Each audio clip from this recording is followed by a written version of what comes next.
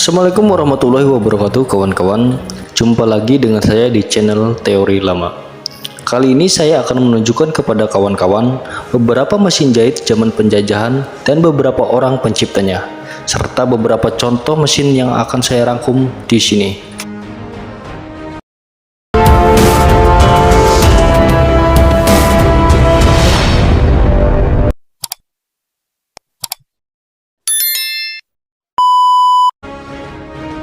Mesin jahit adalah komponen utama industri garmen untuk memproduksi pakaian. Pada perkembangannya, mesin jahit awalnya dioperasikan secara manual dengan mekanisme cukup rumit. Setelah ditemukan listrik, mekanismenya berubah menjadi mesin jahit listrik yang bekerja lebih efisien dan praktis. Tidak berhenti sampai di situ, di era serba digital seperti sekarang, mekanisme mesin jahit pun berkembang menggunakan teknologi yang lebih modern. Penemuan mesin jahit telah melewati sejarah yang cukup panjang dan dipenuhi konflik perebutan hak paten setiap penemunya. Penasaran bagaimana perkembangan mesin jahit dari masa ke masa? Mari kita kenali bersama mesin jahit yang populer di zaman dulu. Salah satu modelnya bahkan masih dipakai di zaman sekarang.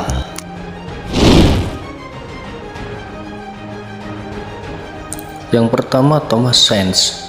Dia menciptakan mesin ini pada tahun 1790. Seorang pembuat lemari asal Inggris, Thomas Sainz, membuat sebuah mesin jahit yang dioperasikan dengan mengengkolkannya secara manual. Mesin jahit buatan Thomas pernah dipakai untuk membuat sadel sepeda dan layar pada kapal. Tidak pernah diketahui apakah Thomas pernah membuat perwarupanya, namun di tahun 1874, William Newton Wilson menemukan gambar purwarupanya di kantor hak paten Inggris. Dia kemudian membuat replikasinya dan kini disimpan di Science Museum di London.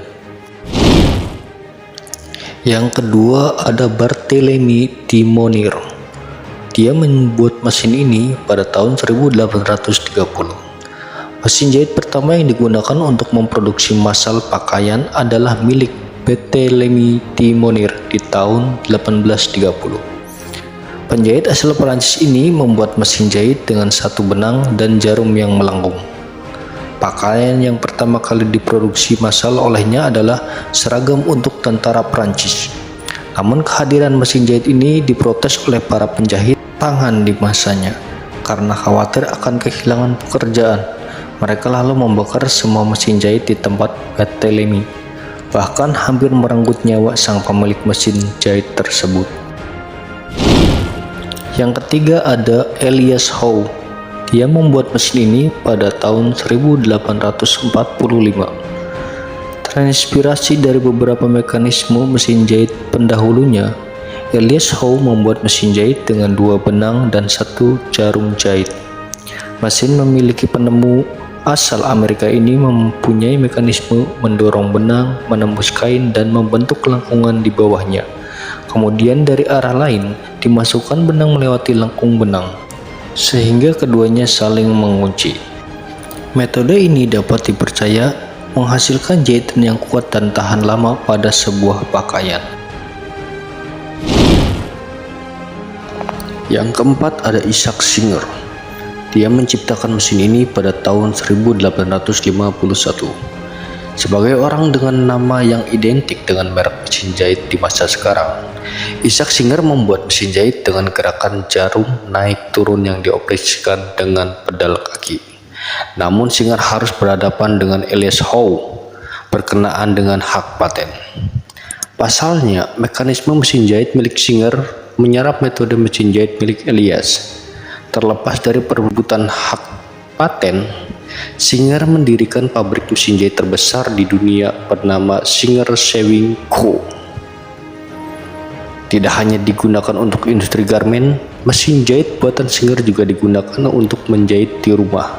Kamu bahkan masih bisa menemukan mesin jahit merek Singer di rumah jahit di sekitar kamu.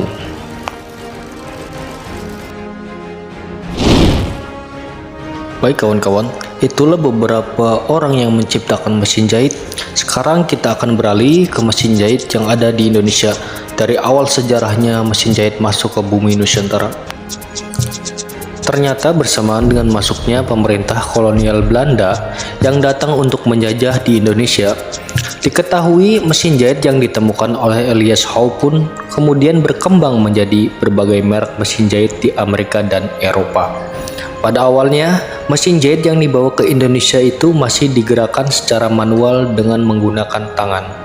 Memiliki ukuran yang mini mulai dari 10 cm hingga 30 cm, sehingga mesin jahit kala itu bisa dibawa kemana-mana.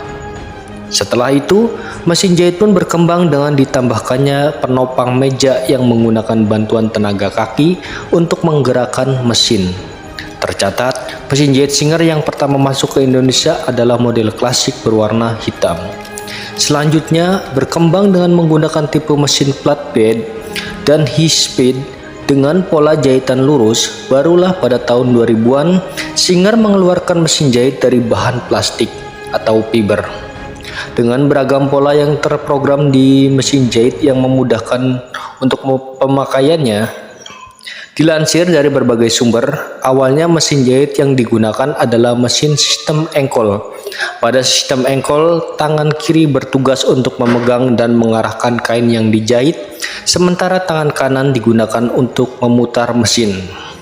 Semakin cepat putaran yang dihasilkan, maka akan semakin cepat pula gerakan jarum jahit. Seiring berjalannya waktu, mesin jahit engkol ini pun digantikan dengan mesin jahit sistem kaki yang di dalam perkembangannya bisa dimodifikasi dengan menggunakan motor penggerak.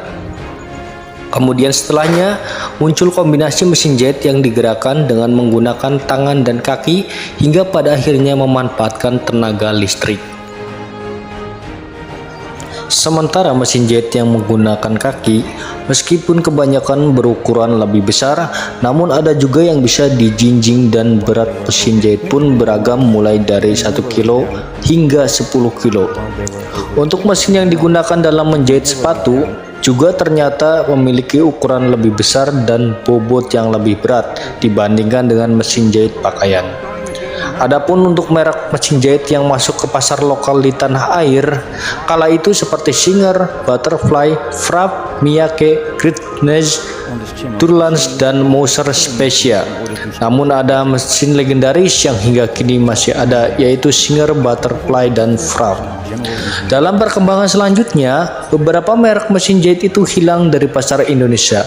Kendati demikian, banyak muncul merek lainnya seperti Brother, Zanom, dan Zuki. Seperti salah satu mesin jahit yang meraja di pasar Indonesia, Singer yang diciptakan Isaac Merritt Singer pada 1851 dipasarkan oleh Singer Corporation.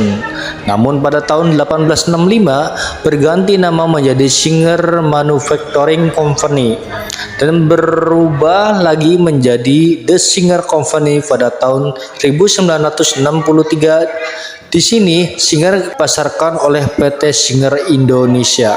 Akan tetapi sayangnya perusahaan itu harus gulung tikar dan diambil alih oleh PT Wijaya Mapan Abadi pada tahun 2000-an. Sudah bukan dipegang lagi oleh Amerika. Singer pun bangkrut lalu dipegang PT Wijaya Mapan Abadi pada tahun 2003. Di era kolonial Belanda, mesin jahit menjadi salah satu benda yang mesti ada di rumah. Orang-orang Eropa yang tinggal di negeri ini biasanya menjahit pakaian mereka sendiri di rumah. Ada juga yang dibuatkan pembantunya yang orang pribumi. Menjahit pada masa itu menjadi kecapakan yang mesti dikuasai oleh para perempuan Eropa. Bahkan dijadikan mata pelajaran di sekolah kolonial perempuan dan gadis. Nggak heran kalau saat itu keterampilan menjadi tergolong keterampilan yang prestis. Wong mesin jahitnya juga mahal, apalagi saat itu mesin jahit juga diimpor dari Eropa. Yang bisa beli ya tertentu orang-orang kaya atau kaum priai alias bangsawan. Seperti R.A. Kartini, ia punya mesin jahit yang digunakan untuk keperluannya sendiri. Juga buat melatih murid-muridnya karena ia tahu keterampilan menjahit ini keterampilan yang mahal. Sekarang mesin jahit tangan itu dijadikan koleksi di Museum Kartini Jepara. Itu dia kawan-kawan informasi dari saya selaku tim teori lama. Jangan lupa like, share, and subscribe ya kawan-kawan untuk mendukung channel ini agar channel ini dapat berkembang. Terima kasih. Salam teori lama.